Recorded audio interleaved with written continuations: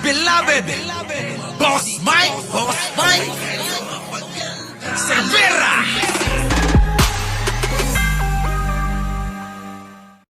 Cut ko na to. Dito na tayo kay Attorney Claire Castro. Pasok, Attorney! Lahat ang katotohanan. Ayan na. Oo, yung si Claire Castro, binakbakan si Sara Duterte. Yare! Eto na. Pasok! Kung gusto niya daw isiwalat lahat ang katotohanan. Oo nga. Ebidensya niya. Oo nga. Pero hindi siya. Attorney, pwede bang habang nanonood ako sa'yo, kumukuya-kuya akong ganito? Kung pwede lang ay baka mamaya okay lang mo ba? Sa mga nanonood kay Attorney Claire, okay lang ba? Habang pinapanood ko siya, kukuya-kuya akong ganire. Kukuya-kuya akong... magtitigidig-tigidig ba ako? Ganyan.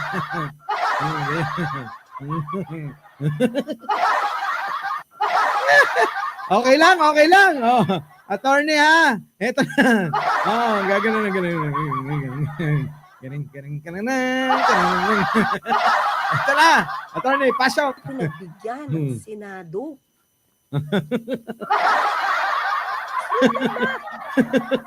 Dahil administration. Sinabi na ng Pangulo yan. Hindi ako pwede makialam dyan. Ako'y impeachable officer din. Oo nga. Diba? Oo. Pareha sila ni Pangulong Bongbong Marcos na pwedeng ma-impeach. Oo. Mas marami pa siyang dapat gawin. Oo nga. Na hindi nakikita ng DDS kung anong ginagawa ng Pangulo. Bakit? Kasi nakasara yung mga mata nila. Parang mga kabayo. Oo. Hindi ko naman sinasabing kamukha ni Libayan, ano? Parang mga kabayo, na may tapalodo. Kaya hindi ho nila nakikita, mga kababayan. Oo. Parang nasabi ko na to, Ewan ko kung ano ba ito? Naulit lang ba? Reincarnation ba ito? Pero nasabi ko na yan, Attorney. Yung mga DDS, parang may tapalodo na tulad sa kabayo, di ba? Hindi ko sinasabing kamukha ni Libayan, Ayan na naman kayo. Talay. Katulad ng kanilang poon na si VP Sara. Oo nga.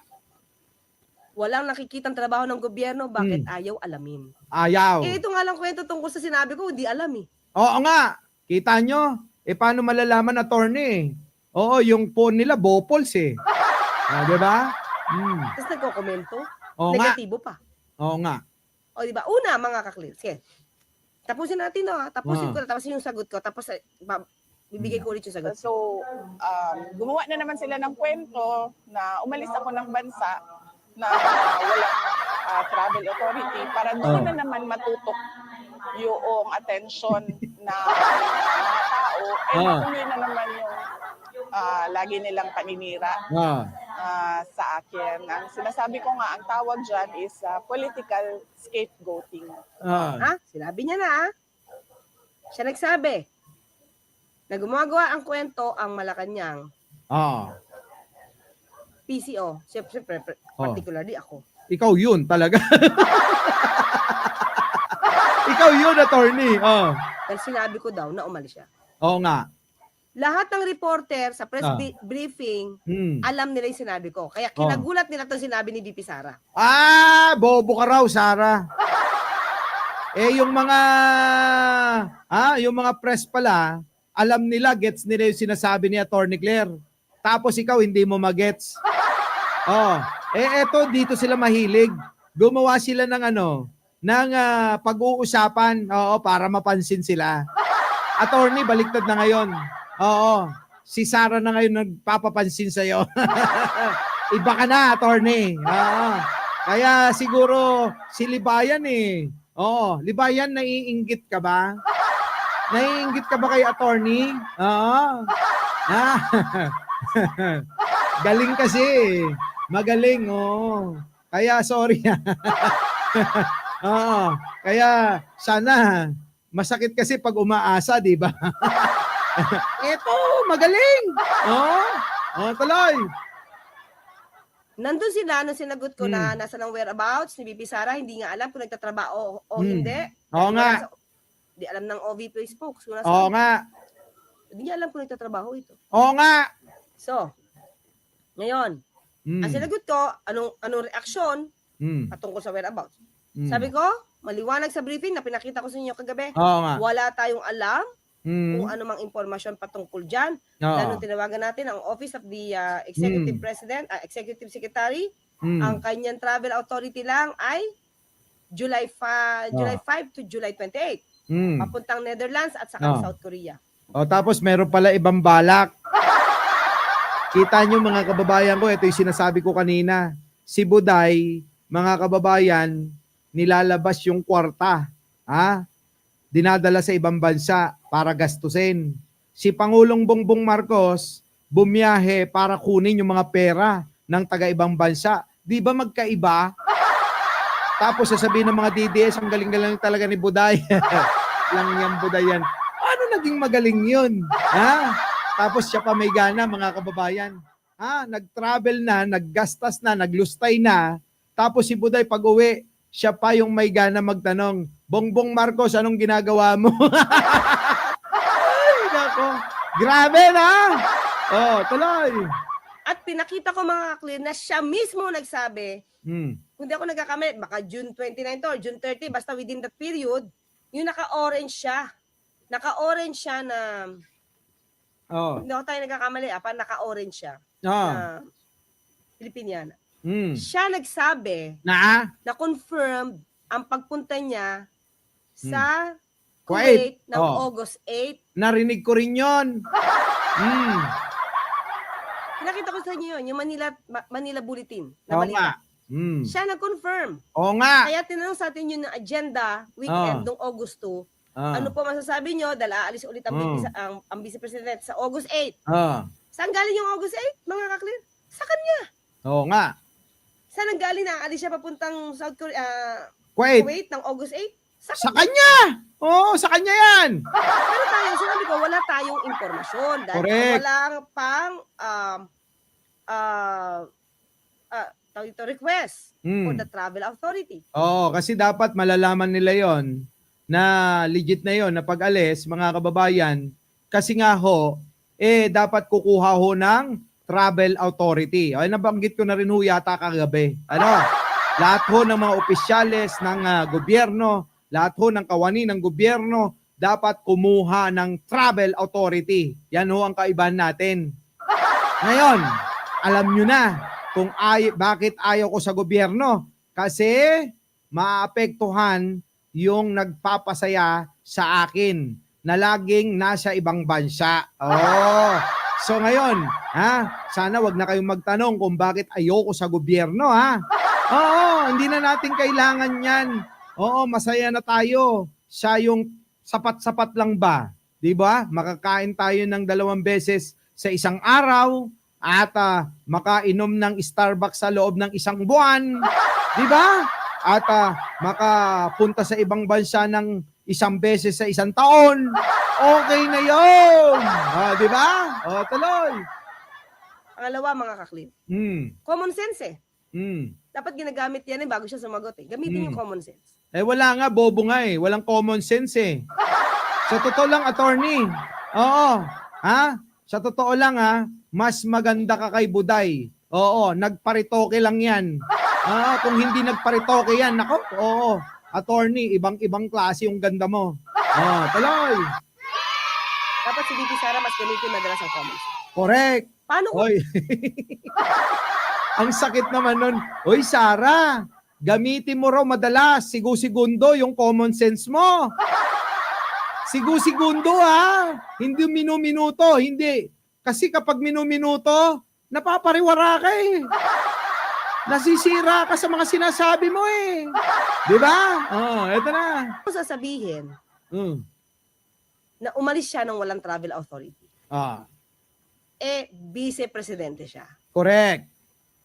Public employee. Government employee. Yan. Di ba?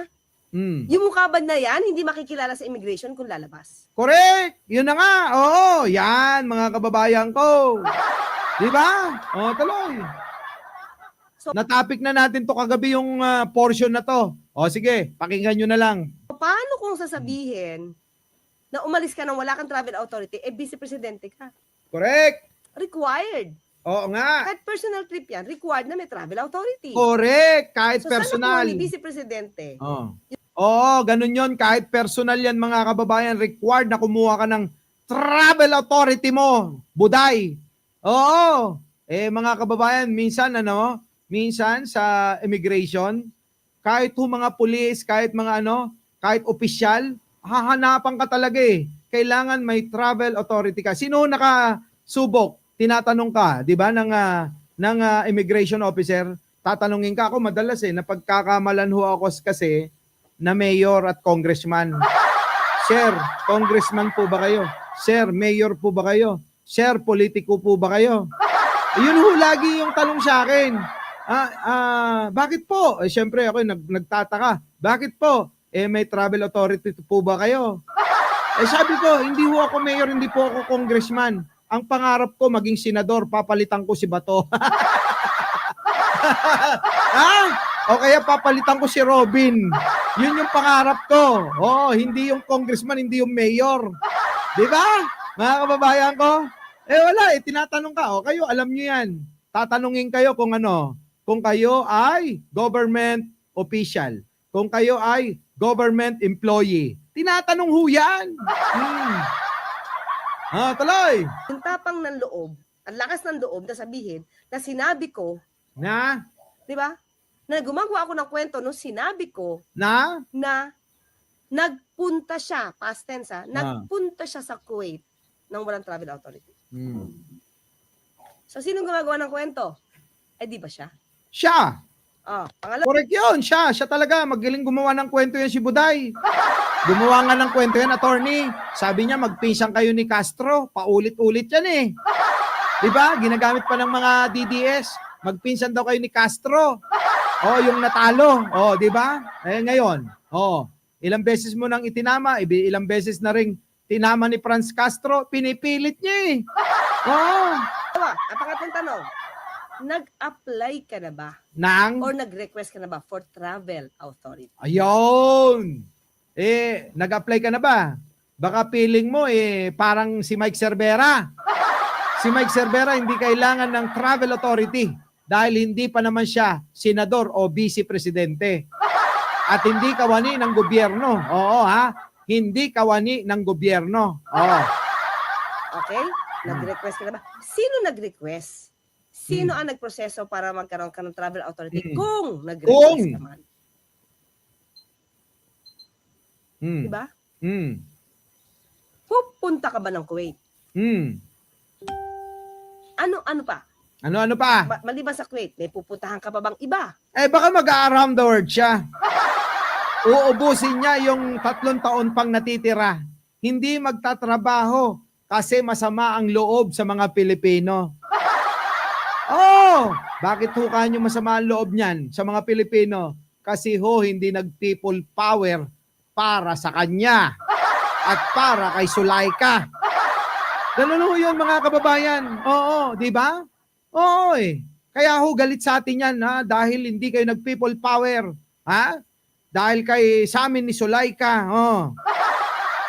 Hindi ako maglilingkod. Kaya nga yung truck dyan sa may Banawe, mga kababayan, nakatambak lang. Diba, Dictos Rex? Mga kababayan, yung pong truck ng Office of the Vice President, hindi ho ginagamit. Nakatenga lang. Nakatambak. Sayang, sayang. Ba? Ilang araw ka mawawala kung aalis ka man ng August? Ilang araw? August ka aalis ngayon. Sabay na tayo. Sarah, sabay tayo. Lilibre na kita. Sabihin mo. Basta sabihin mo lang. Wala akong gastos din eh. Nilibre ako ni Mike Cervera. Ilang araw ka ulit mawawala? May nag-text natin dito. Ako ayoko i-confirm. May nagsabi lang dito. Confirm daw din yung Japan ng September. Hanapin nga natin sa balik. Alak ka, buwan-buwan ka na lang, Buday. Buwan-buwan ho, nag-around the world si Buday. Si Buday, mga kababayan, hindi ho tayo mahal sa totoo lang. Ang mahal niya lang yung sarili niya. Dahil siya Reyna, feeling niya, siya si Princess Fiona, kailangan lumarga kung saan-saan bansa. Dinaig pa si Jen Angeles. Si Jen Angeles tumatanggi na. May lakad sana kami doon sa kabundukan sa China at doon sa kapatagan ng Thailand at doon po siya nagyeyelo sa Japan. Kaso mga kababayan, ayaw na niyan. Sabi niya, tama na sa akin Europa, tama na sa akin ng Japan, nakapunta na ako Korea, lahat na napuntahan na. Di ba? Pero si Buday, mga kababayan, walang karapatan yan. Public servant yan, kaya kailangan nasa bansa. Tignan, mga kababayan, kung ano yung pangangailangan ng mamamayan. Di ba? Wait lang. September 8. Pero, syempre, wala pa naman itong travel authority, malamang. So, mangyayari lang dyan, ma-apply siya. Dati, bida-bida ka sa kanya, ngayon, sobrang sinusuka ka na. Walang credit of inside. Walang credit of inside, utang na loob. Ronald MCGI, mukhang you're correct. Mukha. Diba? Dati, lahat ng videos ko, ginagamit nila. Oo nga. Oo. Dapat never kong ginamit. Kung di ako nagkakamali, wala akong ginamit ng mga videos nila. Oo nga. Wala. Pero sa akin, attorney, meron. Attorney, meron kang ginamit Okay lang pairam ng video mo Baka kagalitan ako. Attorney, Diyos ko. Wag mo ko ika-copyright hiraman lang tayo ng video, okay Di ba, Kainaro? Nandiyan si Kainaro. At sasabihin, ako pa yung nakinabang sa kanila. Oo nga. O ako at mga vlogs ko ang napakinabangan nila. Oo nga. Diba? Di ba? Di ka na nahiya. Sino ba pinariringgan yan? Addictos Rex. Si Libayan ba? Laging gamit-gamit siya. Libayan, mahiya ka na, Pinagsasabihan ka na. Gamit na gamit mo siya. Yung mga video niya. Diyos ko po. Bakit? Bakit? Kasi kapag wala yung video ni Attorney Claire ba wala ka nang gagawin sa live mo kundi magtigidig-tigidig. Yun na lang mapapanood kung walang video si Attorney Claire. Ang gagawin na lang ni Libayan sa live niya, magtigidig, tigidig. Tigidig. Diyos ko, Libayan. Oo. Mahiya ka naman. Oo. Agbaing kamot sa Ilocano. Agbaing kamot basay. Sa Ilocano yung mahiya ka naman. Agbaing kamot basay. Agbaing kamot. Kahit konti lang. Our beloved Boss Mike Cervera.